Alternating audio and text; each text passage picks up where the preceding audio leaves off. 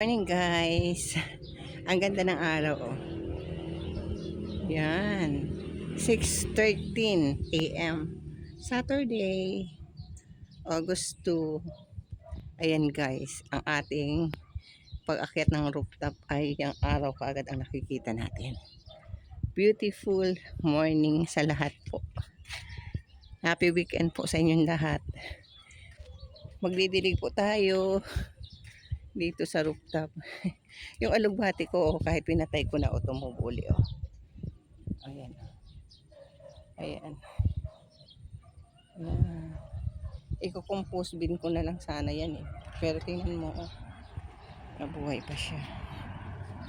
Yan ang makikita sa aking pagbungad. Ang haring araw. Yan guys. I-flex ko lang yung aking mga tanim. Yan. So, pwede ko lang paarawan yung iba. Ito, yung aking, nagdilig din kasi ako kahapon-hapon, yung pipino ko. Mag-cultivate tayo ngayon ng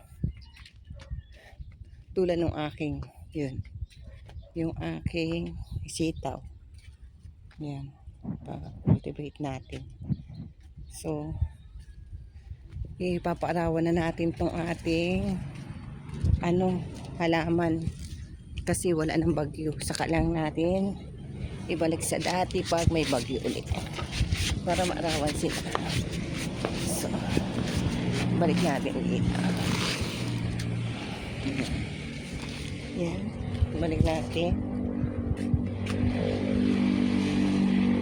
para naaarawan.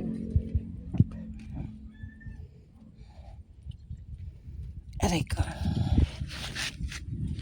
Yan, para naaarawan guys. Kasi doon hindi siya naarawan. Aray.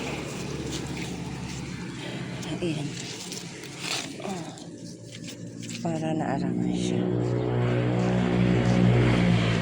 Itong ating ibang halaman. Ito. Lagay natin. Rearrange tayo ngayon. Ay.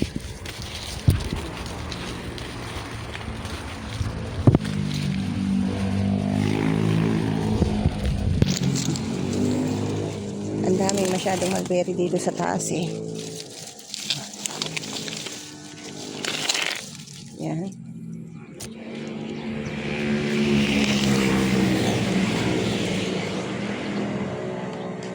Itong talong, ilalagay natin ito sa doon, sa kabila. Ayan guys. Ganda ng papaya ko. Pwede na itong i-transfer. Malalaki na.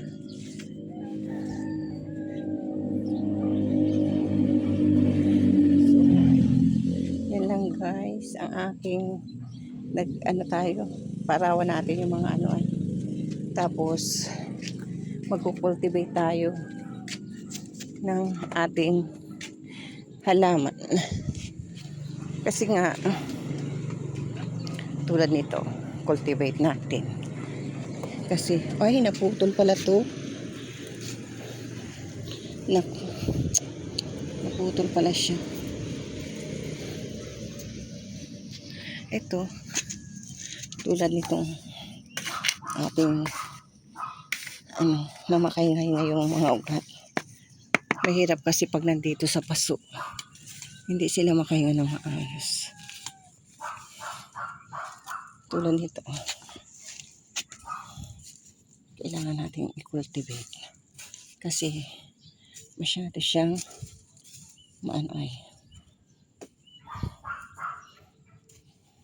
mapayat. Ito yung sitaw natin eh. Yung sa ampalaya talaga ako hindi masyadong swerte. Siguro pag nasa lupa. Tingnan natin next time. So ito. Yan. I-cultivate natin. Kasi magdidilig din tayo. kasi mainit na habang ako'y naglalaba. Nakasalang pa yung aking labahan. Ayan guys lang ang update. Ay, ito pa. Cultivate din natin tong aray ko.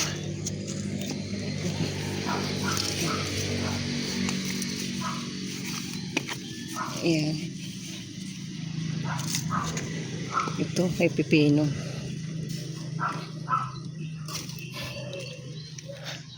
Nag-iisang pipino.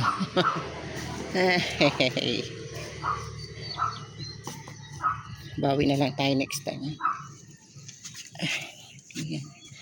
Nang makahinga siya. Aray. Ayan guys. Yan lang ang update. Nagdiretso naman pala yung atis. Isa nga lang.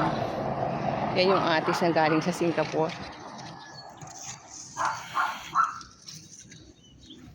Tapos, kumusta na mga egg?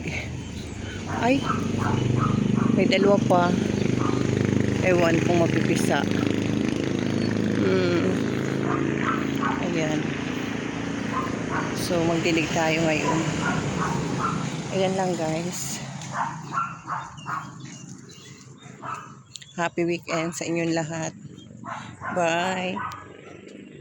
Guys, luto tayo ng dinuguan for today's ulam. Lunch idea. Lagyan natin yung atay. Kasi hindi ako nakapag-video bang nag-iisa. Ito yung ating dugo. Meron na tong asin at saka suka. Ito yung ating baboy. Ito lang unahin natin. Para hindi siya mamaya ko muna. Mahirap pag overcook tong atay. Yan. Kanina nilagyan ko na ng paminta to, saka konting salt. Yan. Pag medyo brown na ng konti, ahunin na natin to. Tapos ilalagay na natin yung ating baboy. So, ahunin na natin yung liver. Kumayan natin ito ibabalik. Hindi na pag-overcook to. Kumukulang. Ayan. Lagyan na natin yung baboy natin. Uy, nakakata.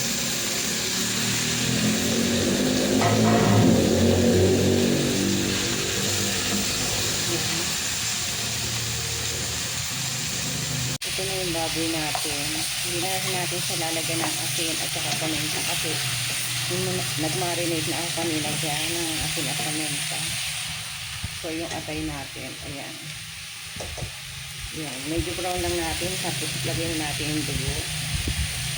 Guys, lagyan na natin yung siling panigang. At saka yung 4 cubes. Mali ako dito, lagi ako ng chicken. Mahilig kasi sa chicken. So, ilagay na rin natin yung ating dugo. Sorry po sa hindi kumakain ito. Pagpasensyahan niyo po. For content po to. Ayan. Ano lang to? I-low fire natin.